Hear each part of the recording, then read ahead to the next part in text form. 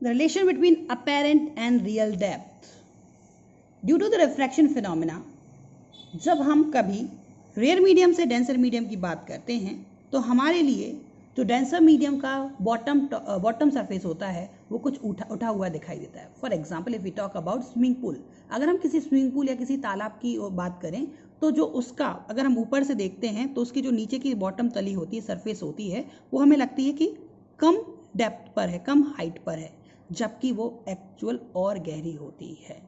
आपने swimming pool में जरूर देखा होगा, या तालाब की अगर आपको तली दिखती है तो उसमें भी आप ये नोटिस करते हैं. इट मीन्स जो उसकी एक्चुअल हाइट है then we will say it is actual depth, और जो हमें दिखाई देती है that we will say apparent depth. So now we have to find the relation between apparent and real depth. So what is the phenomena? Again, when we see from the rare medium to denser medium, then due to refraction of light, surface of denser medium, that is surface at bottom surface of the denser medium appears vertically upward shift, okay, due to refraction. So now let's have a one example here. हमने माना हमारे पास यहाँ कोई pond है, एक तालाब है जिसकी एक्चुअल डेप्थ h है. हम यहाँ टॉप से बात करें, टॉप से बॉटम की डेप्थ कितनी है? h है. हमने माना कि एक पॉइंट P है सरफेस पर. इस सरफेस से हमें क्या बनानी, इमेज बनानी है. तो इमेज बनाने के लिए कम से कम कितनी रिफ्रैक्टेड रे चाहिए? तो पहली रे हमने यहाँ से निकाली, ये लाइट रे गई, यहाँ से सीधी गई, यहाँ सीधी गई, क्योंकि मीडियम सेम है. और जैसे यहाँ से यहाँ गई तो क्या हो जाएगी? रिफ्रैक्टेड हो जाएगी. यहाँ वाटर है तो ये कौन सा होगा? डेंसर. यहाँ एयर है तो हो गई रेयर मीडियम. तो जब कोई लाइट रे डेंसर से रेयर में जाएगी तो away from the normal, that is P Q से क्यू आर चलेगी. ठीक है. तो यहाँ एंगल ऑफ इंसिडेंट कितना हो गया? आई. एंगल ऑफ रिफ्रैक्शन कितना हो गया? R. That is angle P Q N, angle P Q N equal to I, and angle M Q R equal to angle R, that is refracted angle. Now एक ray हमने इसको simple same, अगर सीधी चली जाएगी तो कोई light रे अगर एक मीडियम से दूसरे मीडियम में परपेंडिकुलर जाती है then it will be move straight, no deviation. Image बनने के लिए दोनों रिफ्रैक्टेड रे, तो पहली रिफ्रैक्टेड रे कौन सी है? ये O से L, तो इसको पीछे किए. दूसरी रिफ्रैक्टेड रे कौन सी है? QR, इसको पीछे किए. दोनों कहाँ इंटरसेक्ट किए? P डैश पॉइंट पर. तो पॉइंट P की इमेज कहाँ बन रही है? P डैश पर. Now SPL parallel to MN and P dash R is the intersection line. So angle MQR equal to LP dash Q, that will be angle R. मतलब अगर हम बात करें तो हमारे पास OP dash Q equal to कितना आ जाएगा? OP dash Q equal to MQR, that is equal to R. Similarly हमारे पास एंगल OPQ किसके इक्वल आ जाएगा?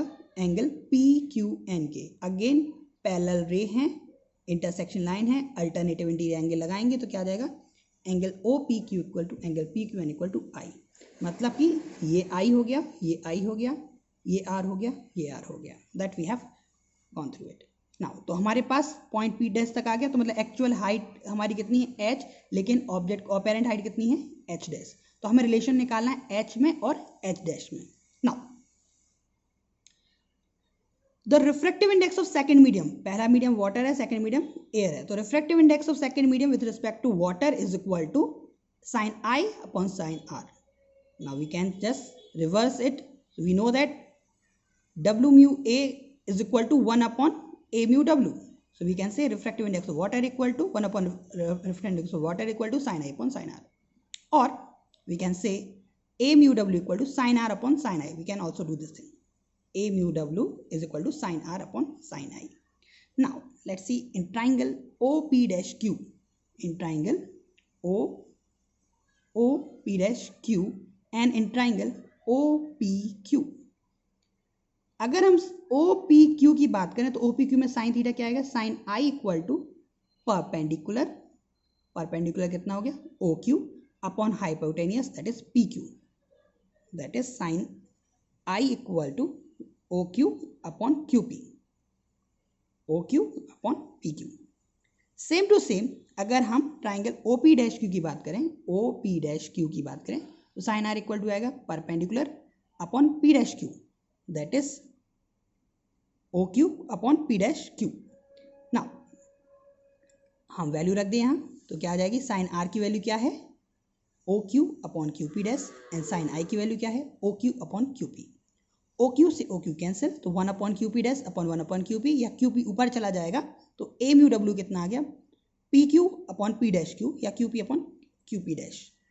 नाउ चूंकि ये पॉइंट क्यू पॉइंट ओ के बहुत पास होगा, क्योंकि हम कहाँ से देख रहे होंगे, हम टॉप से देख रहे होंगे, ठीक है, टॉप मतलब पास से देख रहे होंगे, जब पास खड़े होंगे तो Q और O बहुत ही पास पास होंगे, तो हम इन दोनों पॉइंट को क्या मान सकते हैं, वेरी क्लोज और इक्वल। So we can say that PQ equal to OP and P dash Q equal to OP dash.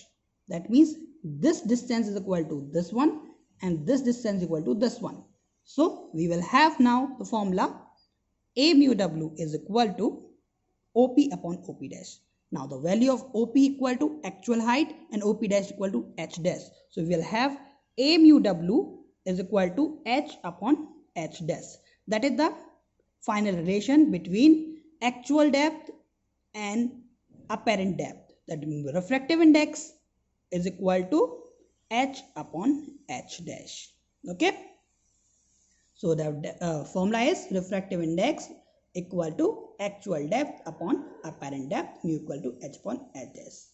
Now अगर हम बात कर रहे हैं कि ये तो आपको apparent height दिखाई दी, तो कितना शिफ्ट हुआ, जो आप शिफ्ट की बात करेंगे तो शिफ्ट कितना होगा, h minus H dash, that equal to d। ये पॉइंट p डैश से कितना आ गया, d शिफ्ट हुआ, वर्टिकली शिफ्ट हुआ। तो अपैरेंट शिफ्ट की बात करें तो apparent shift d equal to कितना, p dash equal to op minus op dash, that equal to h minus h dash. तो d की वैल्यू आ गई h minus h dash. Now s mu equal to h upon h dash, तो h dash equal to h upon mu, mu equal to h upon h dash, तो h डैश की value क्या आ गई, h अपॉन म्यू। तो यहाँ h डैश की जगह मैंने क्या रख दिया, h upon mu. h common ले लीजिए, तो h equal to d equal to कितना आ गया, h into 1 minus 1 upon mu. मतलब अगर आपको एक्चुअल हाइट पता है, रियल हाइट पता है और रिफ्रैक्टिव इंडेक्स पता है, तो आप बता सकते हैं कि कितना वर्टिकल अपैरेंट शिफ्ट हुआ होगा, that we can find d। अगर अब मान लीजिए दैट अपैरेंट डिप्थ जो है ये किस पे डिपेंड करती है, सिर्फ depends on the thickness of medium. Thickness मतलब ये हाइट कितना उसमें है।